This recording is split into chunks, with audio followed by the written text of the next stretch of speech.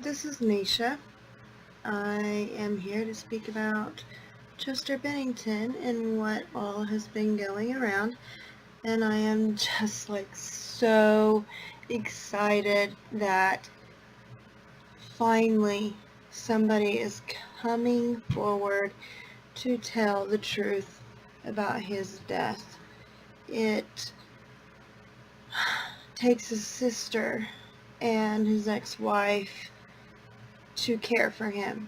Unlike Talinda, that everybody thinks is just the queen of all queens, and Mike Shinoda as the freaking king because supposedly he was Chester's best friend. However, that's not the case.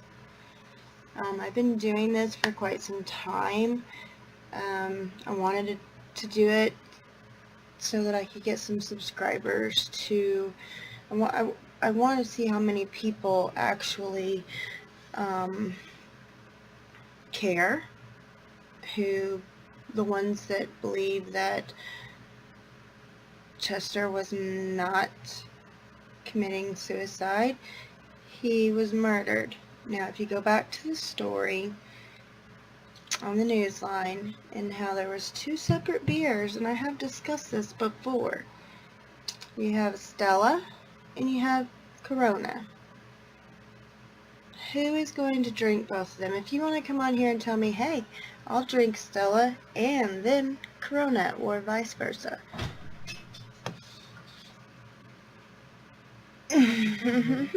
Okay. I'll be there. I won't be on here long. That was my husband. He got my supper ready. But I wanted to come on here. I am going to post a few video links to one of the best persons that I know who has been doing this since, when did Cornell die? Like May the 18th, I believe. Actually, he covered most of Cornell stuff. His name's Nick. Some of his stuff is Neon Phoenix. What are some of the others? Because they have shut his channel down like several times, and then he had to restart them because, yes, he knew information. They didn't want it out.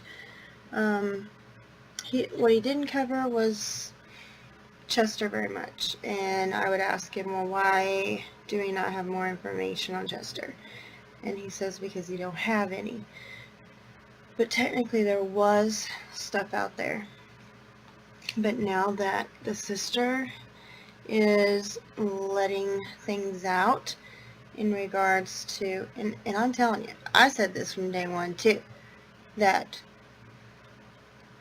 Mike wanted the attention. Mike started the band. He hated the fact that Chester was getting all of the attention. Now, when you're at concerts, the further along that they went through years, is Chester did most of the interviews. Chester was the one singing most of the time. He went out into the crowd. And that's another thing that people just did not figure out. When you're in a complete depression to the point of killing yourself, you're not going to go out in the middle of a crowd and literally let people touch you, smile constantly throughout each place that they would do their, why is my mind gone blank? Oh yeah, because I've got to go to work in the morning and I should be in bed by 10. But each concert that they performed with their last album, and it really pissed me off that they went to the means of killing Chester, and I never got to see him live. This would have been my year to see it.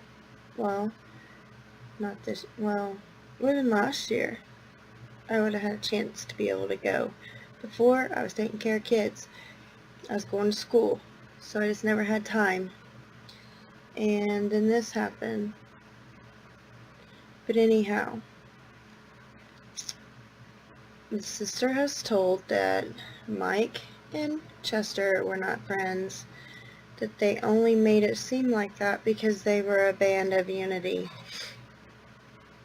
And she couldn't see or couldn't stand it anymore for Mike to use Chester in order to basically use the fans from Chester's death in order to build him up, make everybody think that he's so wonderful and that he's doing all this stuff for Chester, which is all just a big publicity stunt of his. And yes, there's more things coming out on YouTube that's scrolling when I'm scrolling through my feed because of things that I look at, things like that. And one person wrote a title of, "Was Chester really murdered?" Well, guess what? I responded pretty quickly. Yes, he was murdered. You know, his wife posted several things, about, oh, I was never in love with him, I just wanted the money, or I liked the money, and then I was having an affair with Mike, I'm in love with Mike, just yada yada yada. And I guess there's a lot of pictures that are floating around that I have not had a chance to get a hold of yet, but like I said, I'm going to put some links up, so hopefully you read this video, listen to this video long enough to know that yes, I'm putting it in the description area. I think I will also put it on the title because a lot of people seem to not want to listen to me, like they think I'm a big druggie and blah blah blah, but I do the best that I can, and I've been doing videos on the Chris Watts case for quite some time. So yes, I was always shy to even think about getting in front of a camera, but now I'm like, this part don't bother me. It's me working on grasping on how to get that attention and get these subscribers to subscribe to my channel and listen. You know I haven't been on this case here lately because, like I said, my attention was on the Chris Watts thing. Now just remember, if you do subscribe, do not take this offensively because I do work, so I'm not able to get on here quite as much as a lot of other people do, but I am here. I can give you my email. I'll post it in the description area, so if you have any questions or just want to chit chat, I think that would be the best way to do it. But Neon Phoenix has out a couple of great videos. I'm going to put the links, like I said, in the description, and then I want you guys to watch them and give me your comments, because I think that sometime this next year people are going to know that yes, Chester was murdered. You do not go in a house and just because somebody says that he hung himself, you as a detective, as a police officer, you do not just take the word of people. You investigate. You cannot investigate the situation if you get there at 9 o'clock and then you're gone before 9:30. And why did Talinda choose not to even want to see him before they took him?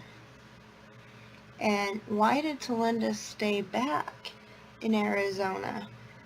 Because I gave her an alibi, people.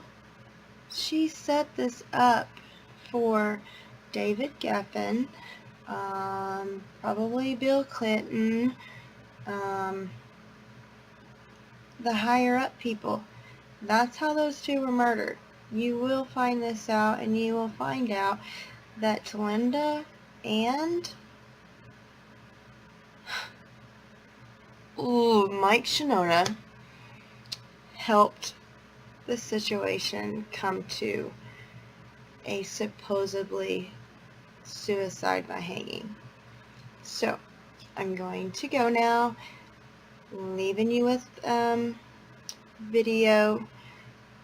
videos that I'm just going to put it down in the description, and I want you to click on those videos, and I want you to watch all of it, because Neon Phoenix knows what he's talking about, and he's good at what he does. So, peace out.